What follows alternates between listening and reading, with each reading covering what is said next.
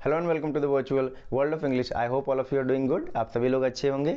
Before we begin our session for today, I would like to thank each of our subscribers because soon we are going to be a channel of 500 subscribers and this was not going to be possible without your help. तो हम अपने सभी subscribers का बहुत thank you करते हैं जिन्होंने हमारे वीडियोज़ को शेयर किया, हमारे वीडियोज़ को लाइक किया, कॉमेंट किया, हमारे चैनल के लिए शेयर किया। आप सभी का बहुत बहुत थैंक यू। हम एक्सपेक्ट करते हैं कि हम आगे चल के 500 सब्सक्राइबर्स से 5000 में ग्रो करेंगे और 5000 से हो सकता है और ग्रो करेंगे, और हम प्रॉमिस करते हैं कि हम आपको क्वालिटी कंटेंट प्रोवाइड करवाते रहेंगे। तो ऐसे ही अपना सपोर्ट और अपना प्यार बनाए रखें and will be together working and bringing quality content. Thank you so much. हम आज अपने सेशन को आगे बढ़ाते हैं और आपको थंबनेल देख करके आइडिया लग चुका होगा कि हमारा टॉपिक आज का क्या होने वाला है। आज का हमारा टॉपिक होने वाला है एक पोएम जो कि हमने लिया है सीबीएसई क्लास 12th इंग्लिश के सिलेबस से और UP board class 12th English के सिलेबस से। ये पोएम केवीएस पीजीटी की जो वैकेंसी आई है अभी इंग्लिश की, उसमें भी प्रेस्क्राइब्ड है। तो हम एक पोएम पढ़ के 3 एग्जाम्स की तैयारी करेंगे, UP board class 12th, CBSE class 12th and KVS PGT class 12th। Poem बहुत छोटी है, 12 लाइन की पोएम है, लेकिन उस 12 लाइन में जो पोएट हैं उन्होंने बहुत स्ट्रांग मैसेज देने की कोशिश की है, और वो है एक ऐसा मैसेज जो कि बताता है कि जो बैड मैरिजेज होती हैं उनका इम्पैक्ट एक इंसान की लाइफ में कितना होता है। वो एक इंसान को मेंटली अफेक्ट करता है, वो एक इंसान को फिजिकली अफेक्ट करता है, and how greater impact it has on the society पे उसका कितना बड़ा इम्पैक्ट होता है, सोसाइटी कितना बड़ा रोल प्ले करती है एक इंसान की लाइफ में। That's what we are going to study in this poem. ये पोएम लिखी गई है एड्रियन रिच, एक अमेरिकन जो पोएट हैं, जो एसेइस्ट हैं और फेमिनिस्ट हैं। वो हमेशा बात करती थी वुमेन के राइट्स के बारे में, और वुमेन के जो इश्यूज होते थे उनको वो सामने लेकर के आती थी, जो प्रॉब्लम्स होती थी उनके बारे में वो बात करती थी। तो एड्रियन रिच बहुत ही फेमस एसेइस्ट और फेमिनिस्ट हैं अमेरिका की। Let us see what the poem has to offer us. Poem किसके बारे में है? पोएम एक ऐसी लेडी के बारे में है जिनका नाम है आंट जेनिफर। उनकी शादी हो चुकी है और शादी को बहुत ज़्यादा समय भी हो चुका है, लेकिन उनका हस्बैंड जो है उनके ऊपर रूल करता है और उनकी लाइफ उनके हस्बैंड के हिसाब से ही चलती है। She can not take any decision of her own and she is not very happy in that marriage. Aunt Jennifer जो एक कैरेक्टर लिया है पोएट ने इस छोटी सी पोएम में, वो बहुत ही ज़्यादा परेशान है अपनी उस शादी से, लेकिन ना तो वो वहाँ से निकल सकती है because divorce was not expected that time and it was not accepted as well. So it was very difficult for Aunt Jennifer to come out of that bad marriage. She had to live in that, and this happens with many of the people. Once you get married, if the marriage is unsuccessful, you don't have any way to get out of it. It is very difficult. Now you see for celebrities it is easier that they have the divorce very easily, but for common people it's not easy. The NCRB data जो government का data है वो दिखाता है कि 2016 से 2020 के बीच में अराउंड 37,000 लोगों ने बैड मैरिजेस की वजह से सुसाइड किया। ये तो वो डेटा है जो रिपोर्ट किया गया, कितना डेटा होगा जो रिपोर्ट ही नहीं किया गया। So this is what the poet Adrienne Rich is talking about. So will see कि पोएम में एक आंट के कैरेक्टर को यूज़ किया गया है जिनको यूज़ करके पूरे विमेन की प्रॉब्लम्स को दिखाया गया है। वो एक आंट जेनिफर की प्रॉब्लम नहीं है, वो विमेन की प्रॉब्लम को दिखाना चाहती हैं। तो हम देखते हैं जब पोएम बिगिन होती है कि आंट जेनिफर जो है एक स्क्रीन पे कुछ कढ़ाई कर रही हैं, और वो कढ़ाई कर रही हैं तो वो किसका फिगर बनाती हैं? वो टाइगर का फिगर बनाती हैं और एक फॉरेस्ट का फिगर बनाती हैं, जहाँ पे वो दिखाती हैं कि जो टाइगर्स उन्होंने बनाए हैं वो बहुत बोल्ड हैं, वो बहुत बोल्डली चल रहे हैं, और वो दिखाती हैं कि वो डरते नहीं हैं किसी से। लेकिन जब हम सेकेंड स्टैंजा में आते हैं तो हम देखते हैं कि आंट जेनिफर खुद डरती हैं। उनकी जो फिंगर्स हैं वो फ्लिकर कर रहे हैं जब वो कढ़ाई कर रही हैं। जब निडल को वो पकड़ती हैं, इतनी हल्की निडल होती है तो भी उनकी फिंगर्स जो है वो फ्लिकर करती हैं, शेक करती हैं। वो डर रही हैं कि कहीं उनका हस्बैंड देख ना ले उनको कढ़ाई करते हुए। और थर्ड स्टैंडा आते आते हम लोग देखते हैं कि आंट जेनिफर की डेथ हो जाती है, लेकिन जब डेथ होती है तब भी वो फ्री नहीं होती है, और उनके फिंगर में जो वेडिंग रिंग थी वो तब भी होती है, और वो उनके ग्रेव तक, उनकी कब्र तक वो जाती है। सो this is what this beautiful poem is, a very small poem. हम बहुत छोटे से वीडियो में इस पूरी पोएम को कवर अप करेंगे, but make sure you watch it till the end, because and में हम कुछ क्वेश्चंस को भी डिस्कस करेंगे, कुछ figures of speech, and this video is going to be very interesting. So shall we begin? Let us have the first stanza on the screen. तो first stanza में हम देखते हैं पोएट क्या कहती हैं. पोएट कहती हैं, and Jennifer's tigers prance across a screen, bright topaz denizens of a world of green. So she says कि आंट जेनिफर के जो टाइगर थे, अब ये आंट जेनिफर के टाइगर इनको क्यों बोला जाता है, ये क्वेश्चन बनता है. बिकॉज आंट जेनिफर की इमेजिनेशन से वो बनाए गए थे. आंट जेनिफर ने अपने दिमाग में कुछ सोचा और फिर उन्होंने क्या करना शुरू किया, कढ़ाई करना शुरू किया, एक वी कैन से क्लॉथ पे या एक स्क्रीन पे, ठीक है. और वो कैसे टाइगर्स थे, वो थे टोपज. टोपज होता है bright shiny yellow colour precious stone, लेकिन यहाँ पे येलो कलर से सिंबल, बिकॉज जब हम टाइगर को देखते हैं तो हम क्या पाते हैं, जो टाइगर होते हैं बड़े शाइनी होते हैं और येलो कलर होता है उनका, ब्राइट येलो कलर होता है. तो पोएट कहती हैं, aunt Jennifer's tigers prance across a screen. Prance मतलब बोल्डली और बहुत प्राउडली चलना. जब आप अपने पैरों को लिफ्ट करके चलते हैं, जो दिखाता है कि आप बहुत बोल्ड हैं, आप बहुत स्ट्रांग हैं और कॉन्फिडेंट हैं, तो वो होता है क्या, प्रैंस करना. तो आंट जेनिफर ने जो टाइगर्स बनाए हैं वो क्या कर रहे हैं, वो फुल ऑफ कॉन्फिडेंस हैं. दे आर ब्राइट टोपज, ऐसे लग रहा है कि वो ब्राइट येलो कलर के हैं. और डेनिजन्स मतलब होता है सिटीजन्स. तो वो जो टाइगर्स हैं वो लगता है कि वो ब्राइट टोपज हैं, वो ब्राइट सिटीजन्स हैं, येलो कलर के सिटीजन्स.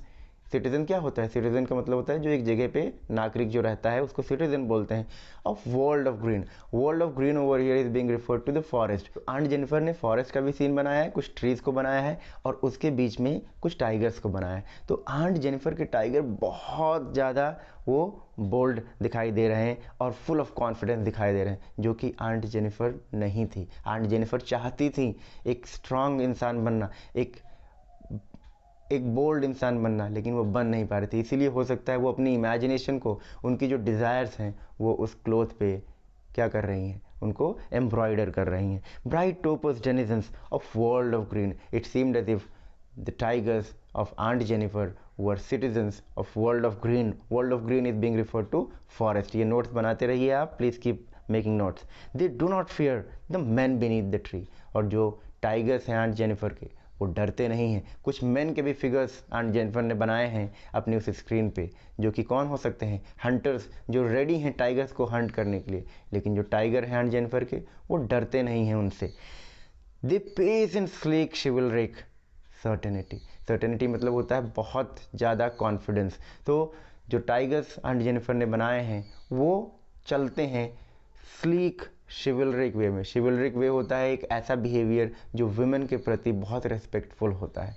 तो आंट जेनिफर ये दिखाना चाहती हैं कि यहाँ पे जो टाइगर्स हैं वो भी क्या सिंबलाइज कर रहे हैं, एक बोल्डनेस, लेकिन वो क्या है, वो रेस्पेक्टफुल हैं towards ladies. So maybe Aunt Jennifer wanted to give a message that she expected her husband to be very respectful towards her, but he was not. He always would have disrespected her. तो हम देखते हैं कि aunt Jennifer के अंदर कितना art है, क्योंकि जिस तरह से पोएट बता रही हैं कि उन्होंने अपने टाइगर्स को इतने ब्यूटीफुली कढ़ाई कर दिया है, इसका मतलब कि वो बहुत ही आर्टिस्टिक पर्सन है. लेकिन क्या उनको परमिशन मिलता है ये काम करने के लिए? Is she allowed? She is not allowed. जिस तरह से उन्होंने इतने फाइनली टाइगर्स का इमेज बना दिया, फॉरेस्ट का बना दिया और कुछ मैन का भी इमेज बना दिया, उससे पता चलता है that how an artistic person she was. Let us move forward and see what are the difficult words that we have here. Meaning of prance. Prance का meaning क्या होता है? Move about with quick high steps, often because you feel proud or pleased from something. जब आप proud feel करते हैं तो उसका मतलब होता है क्या? उसका मतलब होता है prance. टोपस, टोपस का मतलब क्या होता है? A clear yellow precious stone. यहाँ पे जो टाइगर का स्किन है उसको रेफर करता है टोपस. डेनिजन्स मतलब होता है सिटीजन्स या रेजिडेंट्स. जब आप निवास करते हैं कहीं पे, आप निवासी कहीं के होते हैं, तो वो होता है denizens. Sleek, having elegant smooth shape. और शिवलरिक का मतलब क्या होता है? बहुत पोलाइट होना, स्पेशली टूवर्ड्स वुमेन. तो आंट जेनिफर ने जो अपने टाइगर्स बनाए हैं वो भी मैस्कुलिनिटी को रिफर करते हैं, सिंबलाइज करते हैं. लेकिन वो टाइगर्स क्या हैं? वो स्ट्रांग हैं, लेकिन वो किसी के ऊपर ओवर रूल नहीं करते हैं. वो रेस्पेक्टली और बहुत जेंटल वे में मूव करते हैं. तो aunt Jennifer expected her husband to be that way maybe, but was he respecting Aunt Jennifer? Was he respecting Aunt Jennifer's talent? ये होता है बहुत सारी फैमिलीज में, आप आस पास में देखते होंगे कि जब शादी होती है, females no matter how educated they are, when they go to the families don't allow them to work, so they have to kill their aspirations, they have to kill their desires for the sake of family, वो अपने desires को मार देती हैं. सो this is very natural thing. अब ये American society की बात कर रही हैं एड्रियन रिच, लेकिन ये तो हमारी सोसाइटी में भी एग्जिस्ट करता है. तो क्या हम रिलेट कर सकते हैं? Can we relate? और हम क्या एक आइडिया लगा सकते हैं कि इस पोएम से हम क्या सीख रहे हैं और हम क्या सीखना चाह रहे हैं? इसीलिए आपके बोर्ड के सिलेबस में ये पोएम प्रेस्क्राइब की जाती है. इसलिए नहीं कि आप स्कोर करिए मार्क्स और आप आगे बढ़ जाइए. No, you have to take some lessons because future is going to be on your shoulders. Yes, so shall we move to the second stanza? पहले stanza में हमने देखा कि Aunt Jennifer is talented, she has embroidered beautiful picture of her imagination, और हम देखते हैं that she expects her husband to be as chivalric, as gentle as those tigers of Aunt Jennifer were. Second stanza, Aunt Jennifer's fingers fluttering through her wool find even the ivory needle hard to pull. अब second stanza हमको दिखाएगा कि aunt Jennifer कितनी डरी हुई थी and how much she was being overruled by her husband. उनका husband कैसे उनको ओवर रूल करता था. Aunt Jennifer's fingers fluttering through her wool. Fluttering मतलब होता है शेक करना, जब आप बहुत जल्दी जल्दी कोई चीज़ करते हैं डर के मारे. तो आंट जेनिफर के जो फिंगर थे वो फ्लटर कर रहे थे. ऐसा लग रहा था कि वो जल्दी जल्दी उस काम को ख़त्म करना चाहती थी और वो किसी से डर रही थी कि कोई कहीं देख ना ले. तो ये कौन हो सकता है? whom is she afraid of? her husband. Second line makes it very clear. Find even the ivory needle hard to pull. Aunt Jennifer, जो आइवरी निडल है बहुत हल्की होती है. आइवरी होता है जो एलिफेंट के टस्क से बनता है. जो एलिफेंट का टस्क होता है वो आइवरी होता है और उसी से जो निडल बनाई जाती थी उसको आइवरी निडल बोलते थे. तो कितना हल्का होगा, जो सुई होती है वो कितनी हल्की होगी. लेकिन उसको भी आंट जेनिफर बहुत डर डर के पकड़ रही थी. एज इफ लग रहा था कि वो उसको भी नहीं पुल कर पा रही हैं, उसको भी नहीं ऊपर उठा पा रही. ये बताता है कि aunt Jennifer was weak and she was scared. वो डरी हुई थी कहीं उनका हस्बैंड देख न ले उनको ये कढ़ाई का काम करते हुए. So maybe she would be beaten, maybe she would be shut inside a room. उनको बंद कर दिया जाएगा, उनको मारा जाएगा. There could be possible reasons. That's why उनका फिंगर फ्लटर कर रहा है. वो दिखाता है कि वो डर रही हैं और जल्दी जल्दी से वो काम को पूरा भी करना चाहती हैं. Find even the ivory needle hard to pull. Pull मतलब होता है ऊपर की तरफ खींचना और ivory हमने आपको बता ही दिया. The massive weight of uncle's wedding band. ये लाइन पूरा क्लियर कर देता है that how bad their marriage was. It was not a success. The massive weight of uncle's wedding ring. Massive होता है कोई भी चीज़ बहुत ज़्यादा अमाउंट में होना. तो जो अंकल का वेडिंग बैंड था, वेडिंग बैंड यहाँ पे सिंबलाइज करता है वेडिंग रिंग को.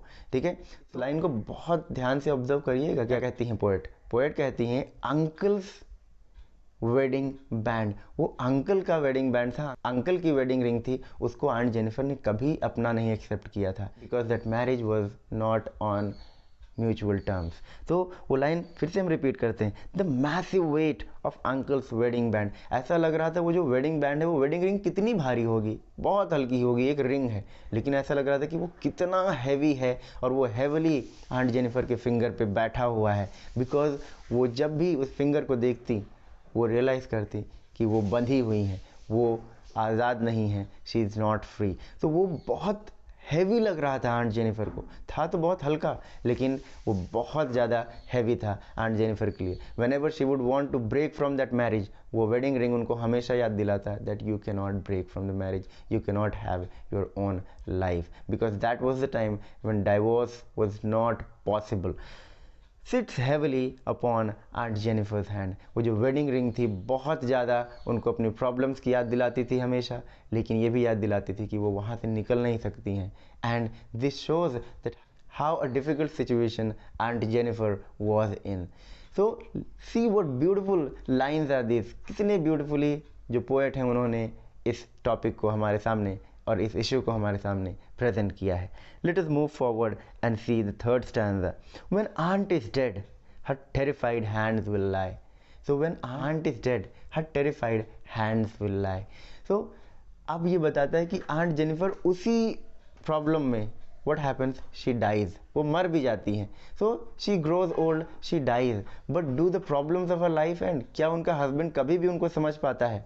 नहीं, वो कभी नहीं समझ पाता है.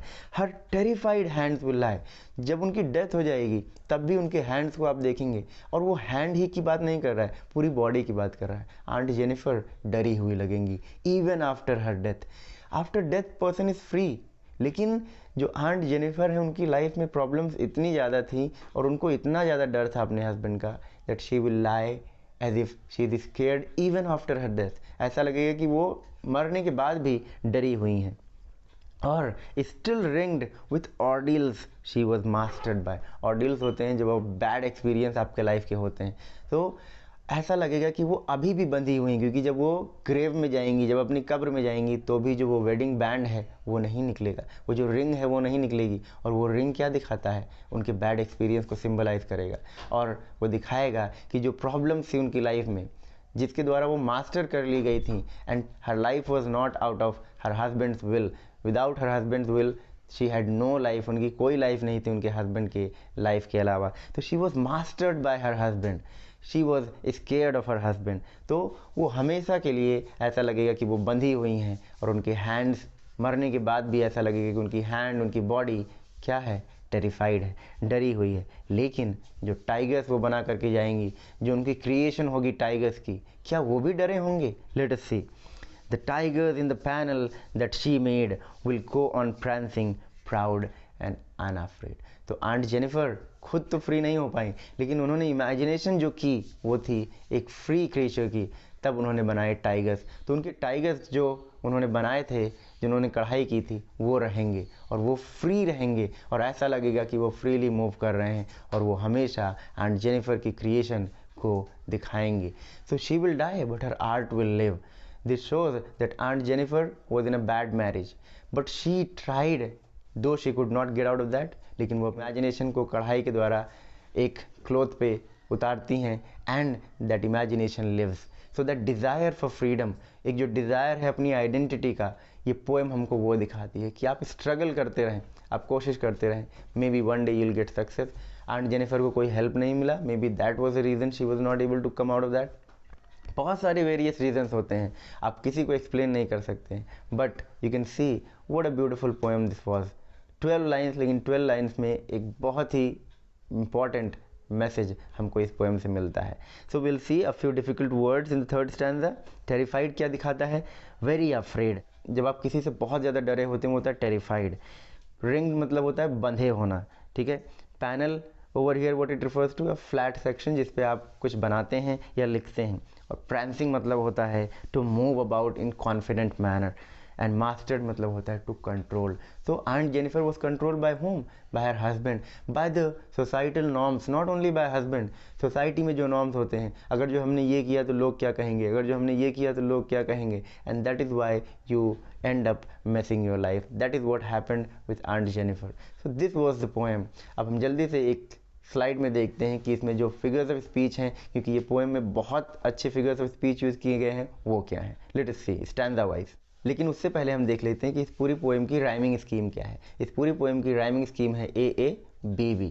अगर जो क्वेश्चन आता है कि what is the rhyming scheme of the poem aunt Jennifer's tiger, तो वो AABB है. आप जब स्टैंजा को देखेंगे तो हर स्टैंजा में पहली 2 लाइन एक दूसरे से राइम करती हैं, और तीसरी और चौथी लाइन एक दूसरे से राइम करती है, इसीलिए इसका राइमिंग स्कीम है AABB. अब फिगर्स ऑफ स्पीच क्या यूज़ किए गए हैं पहले स्टैंजा में हम देखते हैं. पहले स्टैंजा में यूज़ किया गया है मेटाफर, और हमें कहाँ देखने को मिलता है ये, जब वो लाइन जब हम देखते हैं, bright topaz is being compare to yellow colour of the tigers. Metaphor क्या होता है? जब आप कंपैरिजन करते हैं दो डिफरेंट चीज़ों के बीच में. और हम जब सेकेंड लाइन देखते हैं पोएम की, जहाँ पे वो जो ब्राइट कलर है टोपर्स का, उसको किससे कंपेयर करते हैं? टाइगर्स के कलर से कंपेयर करते हैं, वो है मेटाफोर का एग्जाम्पल. दूसरा एग्जाम्पल जो फिगर्स ऑफ स्पीच का है वो है एनाफोरा. एनाफोरा क्या होता है?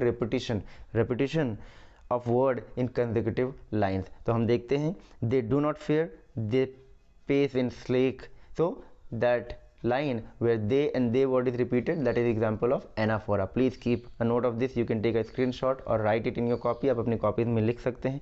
सेकेंड स्टैंजा में अलिट्रेशन, हाइपरबोली, हाइपरबोली भी बोलते हैं, हाइपरबोल भी बोलते हैं कुछ लोग, पर्सोनिफिकेशन. ठीक है, तो अलिट्रेशन में क्या होता है? अलिट्रेशन में होता है जब आप रिपीटिशन करते हैं किसका? सेम लेटर्स का. वर्ड्स का रिपीटिशन एनाफोरा में हो रहा था और रिपीटिशन ऑफ लेटर्स होता है अलिट्रेशन में. तो हम देखते हैं इसका एग्जाम्पल क्या है.